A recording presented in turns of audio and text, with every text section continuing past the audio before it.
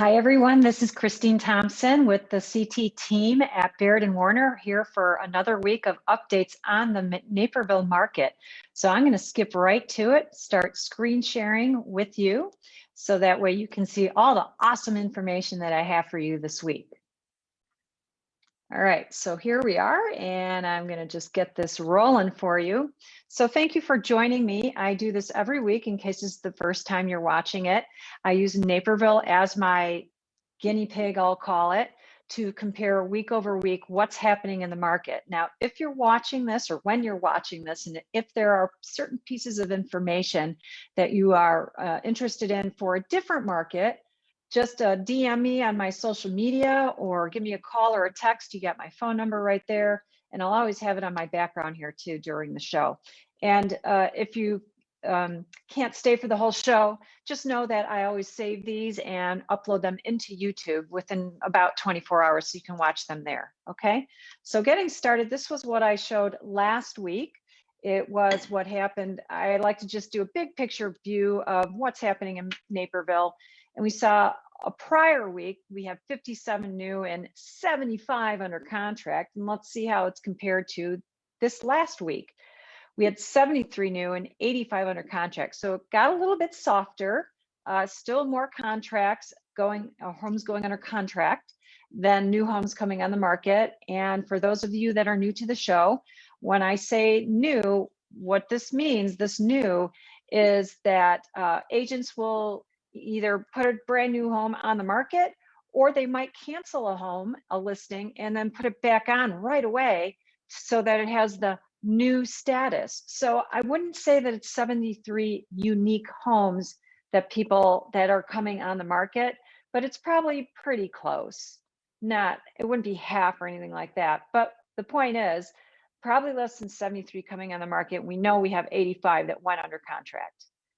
Average list price for detached homes. That's what the DE stands for up here. So a week ago, we saw the average list price was at $579, and what went under contract was $492 about. And now this week, $817 is the average list price. So we're getting owners with higher priced homes going onto the market. They're probably hearing it's a nice market out there. And then under contract, $618. Now, I'm going to jog back. We saw the $579 last week as the average list price, and then $618 as the average under contract price. I'm going to bet you that a lot of this is due to homes selling at or above list.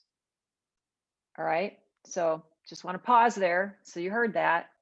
A lot of homes sold at or above list, and that's why we see this next week at 618,087. Because a good majority of those are probably from the homes from a week ago that came on the market and sold off right away. And if they sold off that fastly, they're selling at or above list market. Average days on the market, a week ago, I reported 94 days for active homes and under contract 94. Clean market there. This week, 170 days on the market and only 109 days for homes that went under contract. Again, there's always those outliers that are creating the 109 days, but there's a big shift there, so we can see that they're going under contract fast. These are the numbers behind those bar graphs. If you ever want to come back to the video and slow it down, pause it, and take a look at these numbers, but this was from a week ago. And LP stands for list price, MT stands for market time, so how many days on the market. So for the sold homes, we can see that the average list price was $566, and the average list price, average sale price for sold homes was $556. So only a 10K difference between list price and sold price. And of course, there's always those outliers out there that are going to have more of a gap between list price and sale price. So that's a pretty tight gap right there overall as an average. This week we saw it at average list price $556, and then the average sale price for those homes was $554. Look how tight that is. And as I said, there's always outliers. So that is really saying probably a lot of them are selling at or over list. Just like that other bar graph was kind of what I interpreted for you. Now, average number of showings on the market. This is important to look at too. 1.9 was a really good number. We actually, earlier in January, we were at 2 and 3, somewhere around 2 and somewhere around 3 average showings per home. And then it dropped down and we got into the ones again.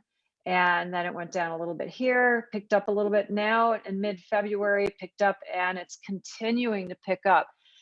In the twos, I never, ever saw this number. So we are seeing historical numbers here of activity of buyers clamoring for homes, and there's just not enough homes for them to see. This is what I reported last week. It was 45 on the market action index needle, strong sellers market. This week down to 41.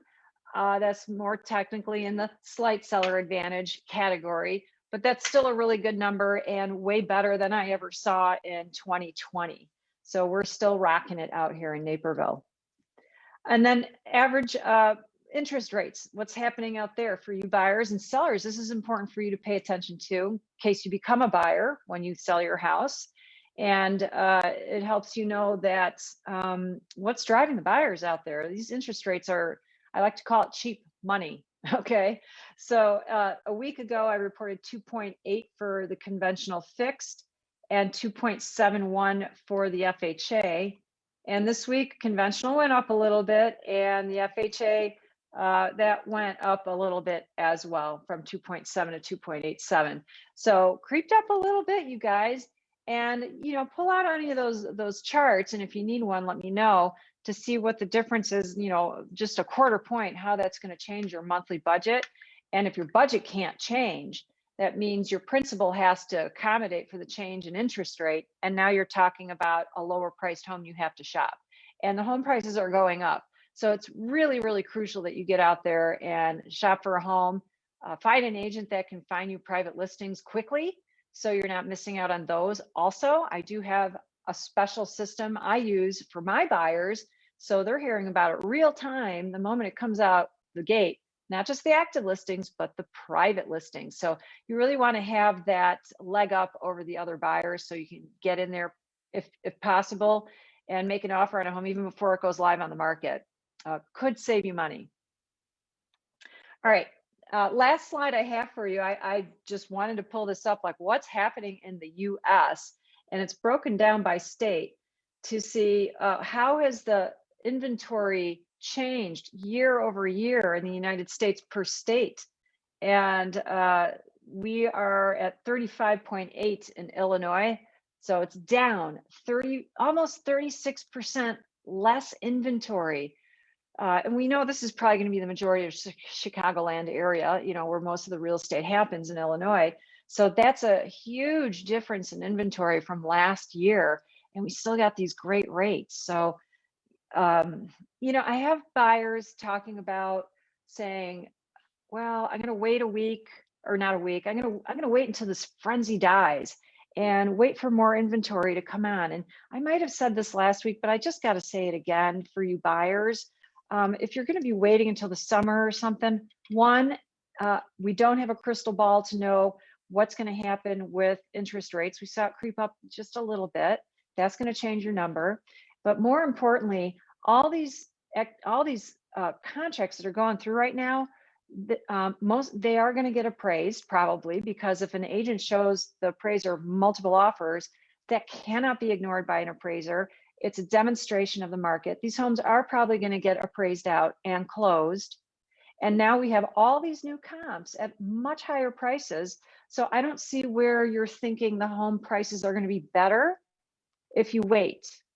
All you know is that there's a possibility that the interest rate could change on you. And now you got to shop a lower price, and the home prices might be higher because of all what's happening right now. I've shown you a lot of graphs here that's indicating homes are selling at or above list. So I'd get out there, fight for that home while you can still capture the rate while it's still really low. Don't wait.